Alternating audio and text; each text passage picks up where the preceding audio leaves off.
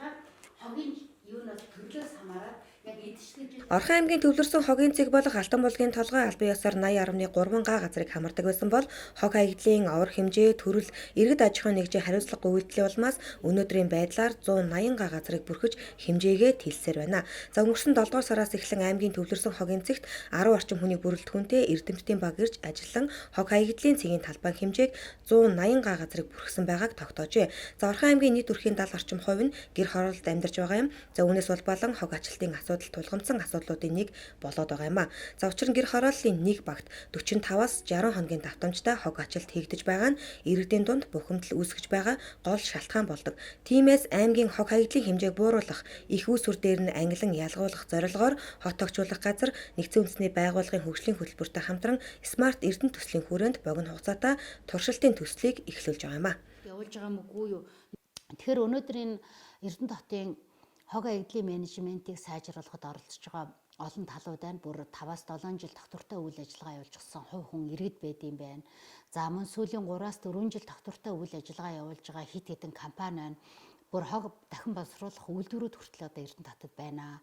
Тэгсэн хэрнээ энэ үйлдвэрүүд маань эргээд ерөөсөө энэ иргэн аж ахуйн нэгж байгууллагуудаас давхар хог хаягдлаа татах хог хаягдлын менежментээ сайжруулах чиглэлээр бол төдийлөн агс дэвшлээс гараагүй юм уу да. Дорвитой одоо бас энэ хотогчлтын үйл ажиллагааг дэмжих ийм үзүүлэлт бол байхгүй байна гэж бол бид нар дүгнсэн байгаа. Нийтдээ говьлын хогийн цэг дээр 5 сая шоо метр куб хог өнөөдөр газрын гүнд булагдсанаас гадна газрын гадраа дээр тарчхаад байгаа гэж тооцоолоод байгаа. За энд нийтдээ 4.2 га талбай хогийн цэг дотроо жилийн 4 улирлын турш байнгын шаталттай 3-аас 6 минут тутамд нэг удаа энэ хогийн цэг дээр дэлбэрэлт явагддаг. Ийм угэл чаталтай одоо иймэрхүү гамшигын байдалтай байгаад байгаа.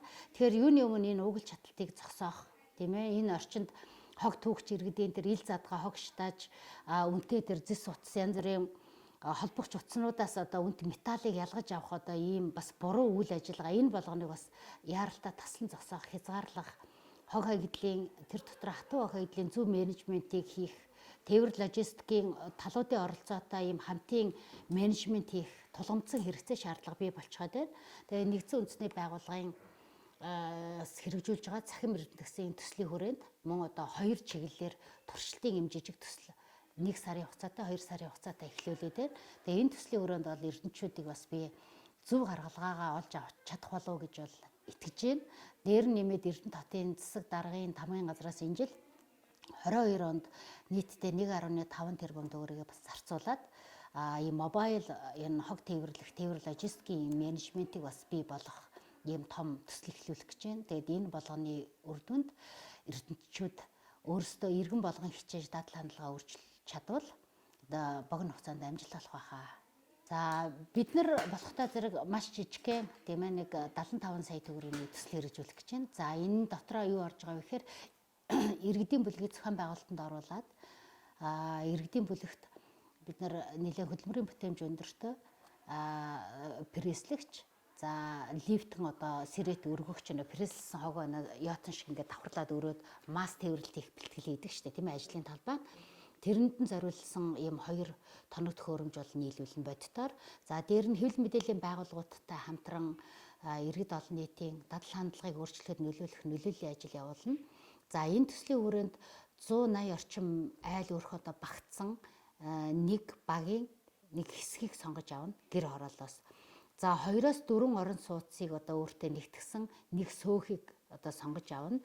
Дээр нэмээд нэг аж ахуйн нэгжийг сонгож авна. Ингээ 2 сарын хугацаанд иргэдийн бүлгийн оролцоотойгоор энэ тээвэр логистикийн 2 тишээс салсан хотогчлтын газрын авдаг хог хаягдлын нэг тээврийн маршрут иргэдийн бүлгийн одоо авдаг давхар хог хаягдлын тээвэрлэлтийн маршрут гэсэн ийм 2 маршрутыг бид нар нэгэн зэрэг турших ийм жижиг туршилтын төсөл хэрэгжүүлэх гэж байна.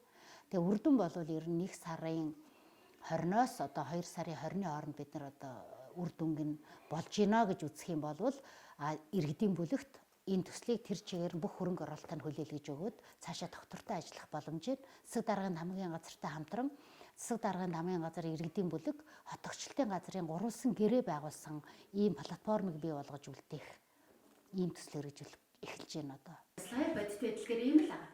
Орхон аймгийн Төвлөрсөн хогийн цэг Алтан булгийн толгой хотын төвөөс 14 км харин аллагдсан цэгээс 26 км-ийн зайтай байрлаж байна.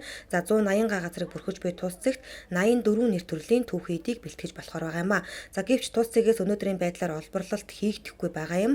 Цаашид дээрх төслийн эрэг нөлөөллөөр иргэдэд их усүр дээр нь хог хаягдлаа ангилан ялгах зөв дадал хандлагыг тогтоох юм а. За үүнийг дагаад давхир хог хаягдлыг авах цэгүүд тогтвортой ажиллаж эхэлнэ. За ингэснээр хог хаягдлыг бууруулах, эдийн засгийн эргэлтэнд оруулах боломж бүрднэ.